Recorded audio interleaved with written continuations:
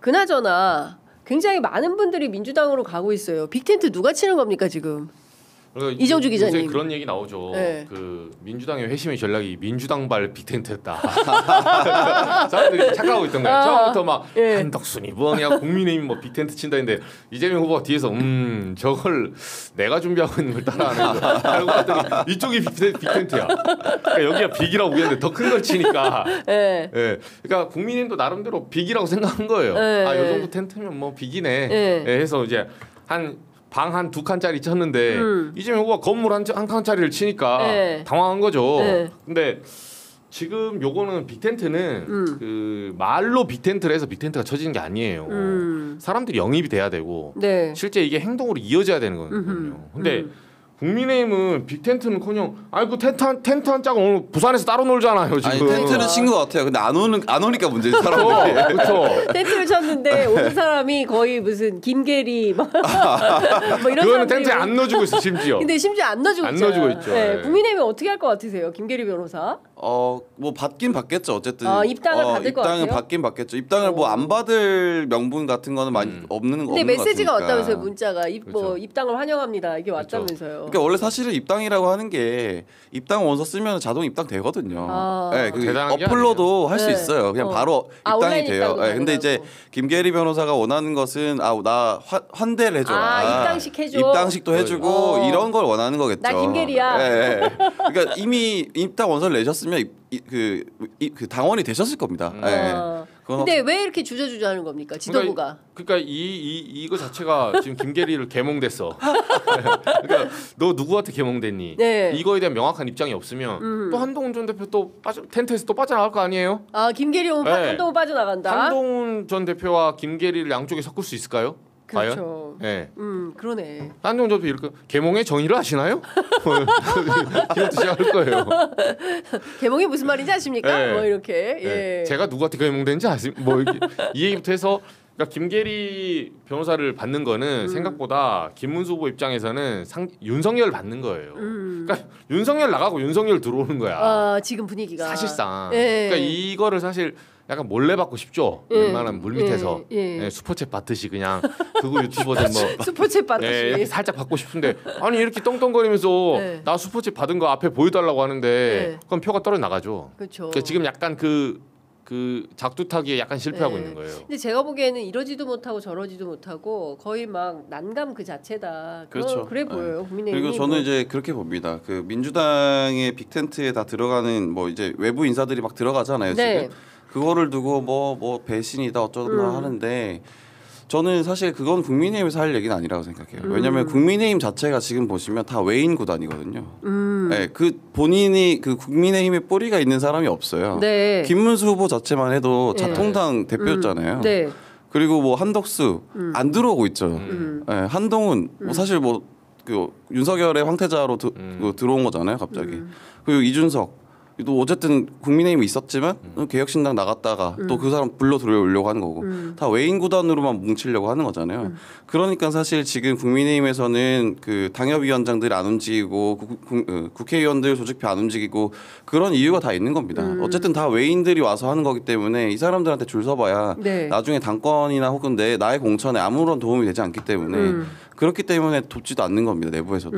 그래서 홍준표 전 시장 말이 맞아요. 세작들이 들어와서 그렇죠. 나는 밖에서 반일하고 왔다 보면 그 굉장히 가슴 아픈 비유를 하잖아요. 펑펑 일하다 들어오면 안방은 누가 찾아오고 있더라. 뭐 이런 식으로. 나는 늘 반일하다가 공감 가는 한마디였죠. 그러니까 그래서 오늘 아침에 박지원 의원님 오셔가지고 다음 차기 당 대표는 홍준표다. 반드시 돌아온다. 그럼요. 지원이 형님 정확하게 보셨다 이렇게 얘기할 거다 이 방송 보면서 이제 그런 얘기를 했는데 지금 보면 국민의힘의 김상우 의원 갔죠. 그다음에 어제 개혁신당 허은하 대표도 갔죠. 그리고 김용남 전 의원도 갔습니다. 그리고 김동열 박근혜 서포터즈 회장 이분도 갔어요. 그러니까 지금 보면 매일매일 민주당의 그 올라오는 글을 보면 엄청나게 많은 분들이 지지 선언을 하고 있어요. 근데 제가 재밌는 영상을 하나 봤는데, 그러니까 국민들이 그러니까 뭐랄까 호쾌하게 생각하는 대목은 이런 대목인 것 같아요. 정청래 의원 유세 현장 같은 거를 국민들이 맞습니다. 너무 이제 재밌게 보는 거예요. 저희가 같이 한번 볼 수 있을까요? 네. 안녕하세요. 이거 빨간 분들이야.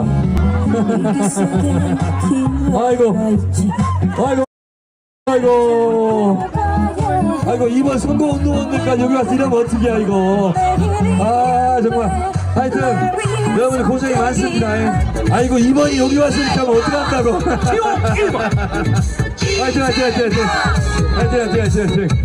하여튼 안녕하세요. 이거 빨간 분들이야.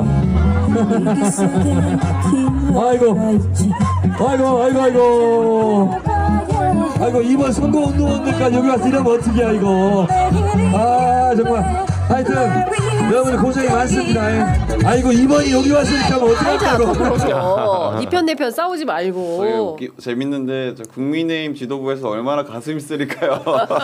그렇죠. 국민의힘 지도부는 굉장히 가슴이 쓰리겠지만 근데 이제 그 선거가 축제인 것이고 어떻게 하면 더 나은 대한민국을 만들 건가를 이제 그 논의하는 장인데 막 그런 식으로 막 끝까지 갈라져서 막 고소고발하고 막 이런 방식으로 하는 선거에 대해서 넌덜머리가 나 있는데 굉장히 유쾌한 그런 유세 현장 본 것 같습니다. 김상우 의원은 정말 신났던데요. 제가 광주에서 만났더니 펄펄 뛰어다니던데. 그러니까 저도 그러니까 김상우 의원에 대해서 기자들 내부에서도 평가가 좀 갈리긴 해요. 제 친한 기자들도 김상우 이렇게 할 수 있냐 아무리 그래도 그렇지. 근데 저는 좀 저 마음 너무 이해를 합니다.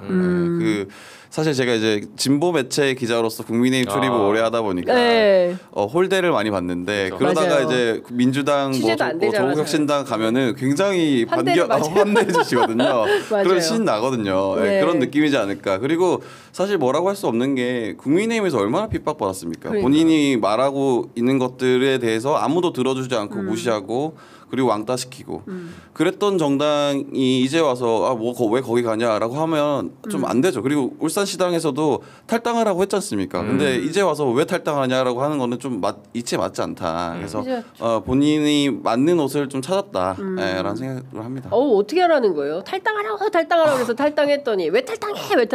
그런 게 제일 황당한 거예요. 맞습니다. 나가라고 해서 나갔더니 왜 나가냐 이게 말이 안 되는 건데 이제 저희가 이제 관전자 입장에서 보지만 김상우 의원은 개인적으로 정말 많이 힘들었던 걸 저도 알고 있거든요. 네네. 근데 제가 광주 김대중 컨벤션 센터 그 광장에서 이재명 후보 유세를 하는데 그 김상우 의원 소개를 하니까 그 앞에 여러 명이 그 유명한 박지원 의원부터 시작해서 여러 명의 의원들이 호명이 됐는데 김상우 의원이 가장 뜨거운 박수를 청중들로 한 2만 5천 정도 모이신 것 같아요. 근데 굉장히 많은 시민들이 나오셨는데 우레와 같은 박수를 받았어요. 그러니까 그런 게 어떤 정치인한테는 굉장히 큰 힘이 될 것 같다라는 생각이 좀 듭니다. 아무래도 핍박받는 사람한테는 좀 애정이 가죠. 마음으로 그런 게 좀 있는 것 같아요. 그렇죠. 그 호남의 정서가 약간 그런 사람들 이렇게 보듬어서 같이 가자 그런 거 좀 있죠. 그죠. 그러니까 과거에 이제 그 신화의 1번이 이제 노무현 전 대통령. 맞아요. 노무현 대통령이 이제 그때는 당적을 달고 처음부터 시초를 했다면 김상우 의원은 이제 울산에서 시작을 했지만 노무현 전 대통령의 코스를 역으로 가고 있는 거죠. 당적으로 옮긴 다음에 이번 계엄 사태를 통해서. 근데 사실 이것도 쉽지가 않아요. 왜냐하면 어쨌든 울산에서 당선이 됐었기 때문에 자신의 지연 그리고 주변의 정치적 입지가 다 울산에 있거든요. 그렇죠. 그래서 그 암암리의 압박과 협박을 많이 받을 거예요. 정치적으로 어떻게 해버리겠다.